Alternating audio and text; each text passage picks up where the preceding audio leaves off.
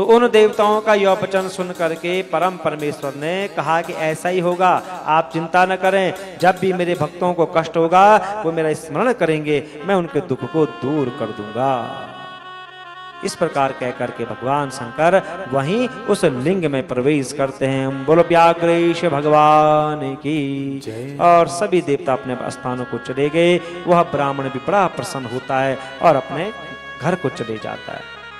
इदं चरित्रम परमं व्याघ्रेश्वर समुद्भवं शृणुयाश्रवयेदापि पठित्वा पाठयेहि तथा। जो मनुष्य व्याघ्रेश्वर संबंधी इस चरित्र को सुनता है, सुनाता है, पढ़ता है या पढ़ाता है, वह संपूर्ण मनोवांछित कामनाओं को प्राप्त कर लेता है। उसके सभी दुख दूर हो जाते हैं और वह भगवान शंकर का ही प्रिय हो जाता है। बोलो शंकर भगवान की। अब सनत कुमार जी कहते हैं, व्यास जी अब एक और चरित्र मैं तुम्हें सुना रहा हूं। इस चरित्र को भी आप बड़े प्रेम से सुनिए। जिस प्रकार उन्होंने संकेत के द्वारा दैत्य को बता करके अपनी प्रिया से उस दैत्य का वध कराया था, वो चरित्र मैं तुम्हें सुना रहा हूं। पूर्व समय में विदल तथा उत्पल नामक दो महाबली दैत्य थे। वे दोनों ही ब्रह्मा जी के वर से मनुष्यों से वध न होने के कारण बड़े ही पराक्रमी थे। ब्रह्मा जी ने वरदान दिया था कि मनुष्य तुम्हें नहीं मार पाएंगे। होता ही है, जिस पर अगर किसी बड़े अधिकारी का हाथ होगा तो लोग डरते हैं उसको, उसे झगड़ा करने में भी। उसे कुछ ही बाबा ये तो प्रधानमंत्री का आदमी है साहब, ये तो मुख्यमंत्री का आदमी है, इसके साथ कुछ नहीं बोलना होता है। तो ब्रह्मा जी ने वरदान दिया है कि मनुष्य तुझे नहीं मार पाएंगे, तो क्या चाहिए था फिर इसको।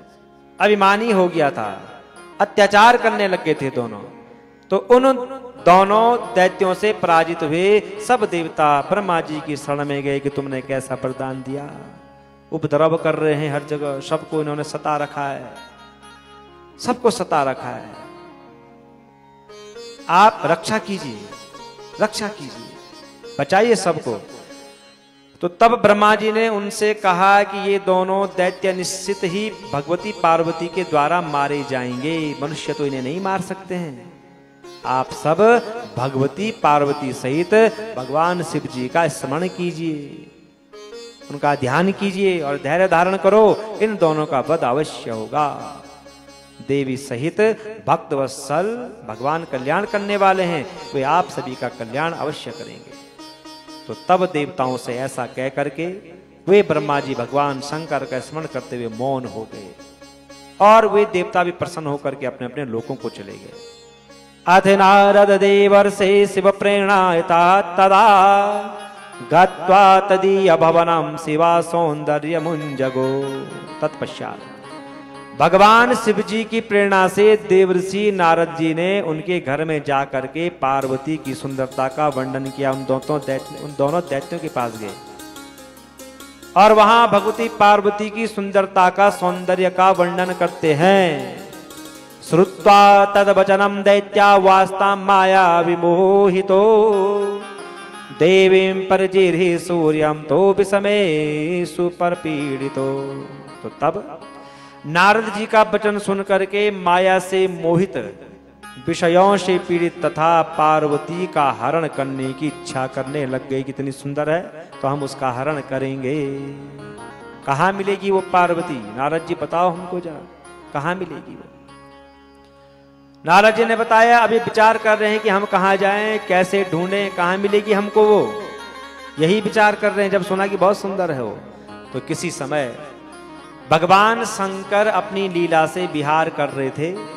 उसी समय भगवती पार्वती भी कौतुकता से अपनी दोनों सखियों के साथ वहां भगवान शंकर के समीप ही क्या कर रही, खेल रही है, कंदुक लीला कर रही है, गेंद के साथ खेल रही थी भगवती पार्वती दोनों सखियों के साथ। और जैसे भगवती गेंद को ऊपर की ओर फेंकती है तो उस समय भगवती का स्वरूप और भी सुंदर दिखता है।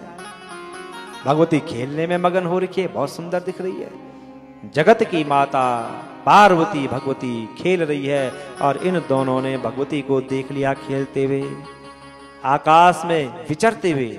उन दोनों दैत्यों ने कटाक्षों से देखा मानो कि उपस्थित मृत्यु ने ही दोनों को गोद में ले लिया हो। ब्रह्मा जी के वरदान से गर्वित विदल और उत्पल नामक दोनों दैत्य अपनी भुजाओं के बल से तीनों लोकों को तृण के समान समझने लगे।